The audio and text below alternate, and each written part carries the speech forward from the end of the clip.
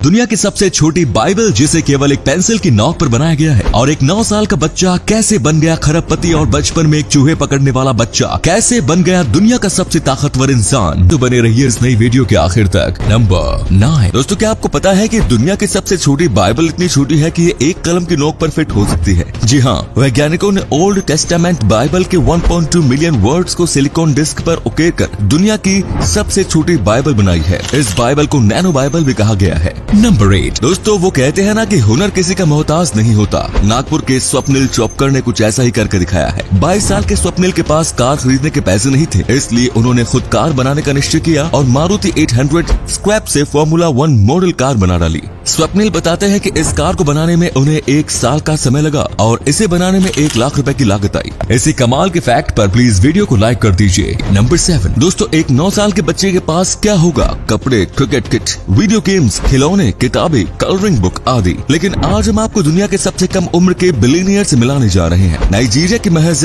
9 साल के इस बच्चे को दुनिया का यंगेस्ट बिलियनियर माना जा रहा है। इस बच्चे का नाम मोहम्मद अवल मुस्तफा उर्फ मोमफा जूनियर है। ये बच्चा महज 6 साल की उम्र में ही कई बड़े बंगले और महंगी गाड़ियों का मालिक बन गया और इसके बैंक अकाउंट में भी करोड़ों रुपए हैं। द सन की एक रिपोर्ट के अनुसार मोमफा जूनियर के पास अपना एक प्राइवेट जेट भी है, जिससे वो पूरी दुनिया की सैर करते हैं। इनकी कमाई का मेन सोर्स ये है कि मोमफा जूनियर के पिता ऑलरेडी बिलियनियर हैं और उन्होंने अभी से ही अपनी प्रॉपर्टी अपने बेटे के नाम करनी शुरू कर दी। इस वजह से मोमफा जूनियर दुनिया के यंगेस्ट बिलियनियर बन गए हैं। दोस्तों, अब आपके लिए एक पहेली है। आपको इस आवाज को सुनना है तो कमेंट्स में बताना है कि आवाज किस एक्टर की है। तो सुनिए। मैं आज भी फेंके हुए पैसे नहीं उठाता। नंबर 6। छत्तीसगढ़ की राजधानी रायपुर में स्थित नुक्कड़ कैफे ने समाज को नई दिशा देने का काम किया है। ये कैफे केवल दिव्यांग और ट्रांसजेंडर लोगों को अपने यहाँ काम पर रखता है। दरअसल इस कैफे में उन लोगों को रोजगार मुहैया कराया जाता है जो अपनी कमियों के कारण मुख्य धारा से जुड़ नहीं पाते। नुक्कड़ कैफे की शुरुआत साल 2013 में हुई। आज ये कैफे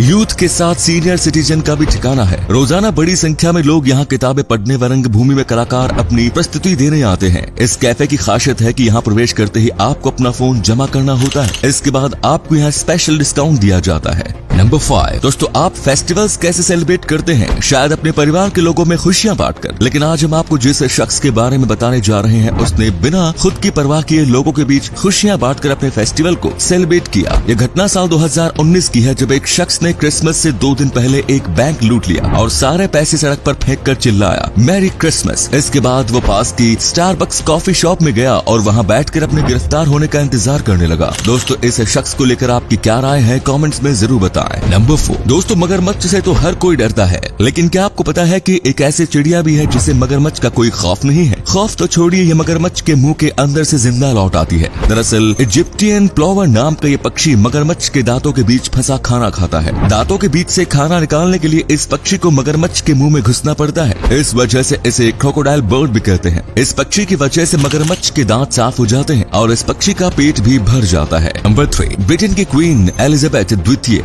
दुनिया के सबसे ताकतवर शख्सियतों में से एक है। 95 साल की उम्र में भी क्वीन सोशल मीडिया पर सक्रिय रहती है। लेकिन सोशल मीडिया के अलावा क्वीन ज्यादातर अपने मोबाइल फोन का इस्तेमाल सिर्फ 2 लोगों से बात करने के लिए करती है। दोस्तों, क्या आपको पता है कि वे 2 खुशकिस्मत लोग कौन हैं जिनसे क्वीन मोबाइल पर बात करती है? ब्रिटिश जर्नलिस्ट जोनाथन सैक्रिडोटी बताते हैं कि क्वीन एक सैमसंग मोबाइल का इस्तेमाल करती है जो एंटी हैकर एन्क्रिप्शन के साथ आता है, ताकि कोई भी उनके फोन को हैक न कर सके। क्वीन अपने मोबाइल फोन पर सिर्फ अपनी बेटी प्रिंसेस एने और अपनी रेसिंग मैनेजर जॉन वॉरेन के कॉल का जवाब देती है। जॉन वॉरेन क्वीन के दोस्त के दामाद है। क्वीन के पास इन दोनों में से किसी का भी कॉल आता है तो वो उस कॉल का जवाब जरूर देती है। इन दोनों के अलावा वो अपने बेटों के कॉल का भी जवाब नहीं देती। नंबर 2। दोस्तों, इस दुनिया में एक से बढ़कर एक कलाकार है। अब आप इस पिक्चर को ही देख लीजिए। इस कलाकृति को ब्रिटिश आर्टिस्ट साइमन बेक ने बनाया है। साइमन 10 साल से बर्फ पर कलाकृति बना रहे हैं। बर्फ पर ऐसी अनोखी कलाकृति बनाने के लिए साइमन अपने कदमों का सहारा लेते हैं। साइमन अपने कदम के निशान से अनोखी डिजाइन बनाते चलते हैं। साइमन की बनाई ये कलाकृतियाँ कई बार आधे किलोमीटर के लंबे लंबे चौड़े इलाके में फैली होती हैं। एक कलाकृति बनाने में साइमन कम से कम 12 घंटे लेते हैं। अब तक साइमन बर्फ पर 200 से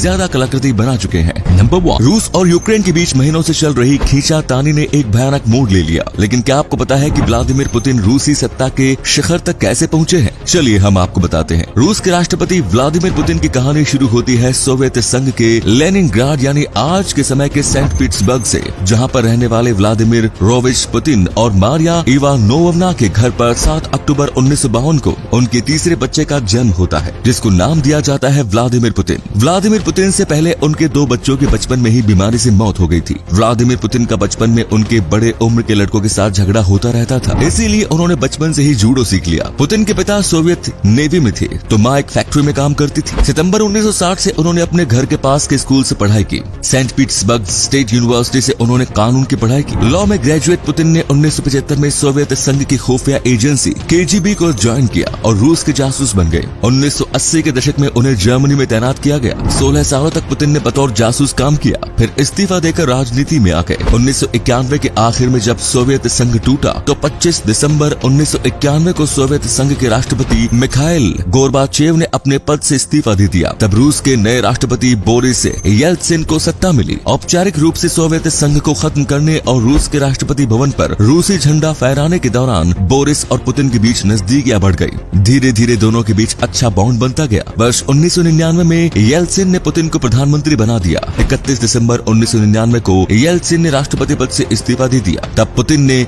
बतौर कार्यवाहक राष्ट्रपति सत्ता संभाला। 26 मार्च 2000 को पुतिन ने पहली बार राष्ट्रपति का चुनाव जीता, यानी तमाम मुश्किलों को पार करते हुए एक आम लड़का अब देश का राष्ट्रपति बन गया था। मार्च 2004 में पुतिन दूसरी बार राष्ट्रपति चुने गए। उन्होंने 70% वोटों से जीत हासिल की थी। इस तरह उन्होंने अभी तक अपने राष्ट्रपति बने रहने का सफर जारी रखा हुआ है। तो ये थे कुछ अमेजिंग फैक्ट्स। वीडियो को शेयर जरूर करें दोस्तों, ताकि आपके दोस्त और जानने वाले भी जान सके कि आप कितने नॉलेजेबल वीडियोस देखते हैं।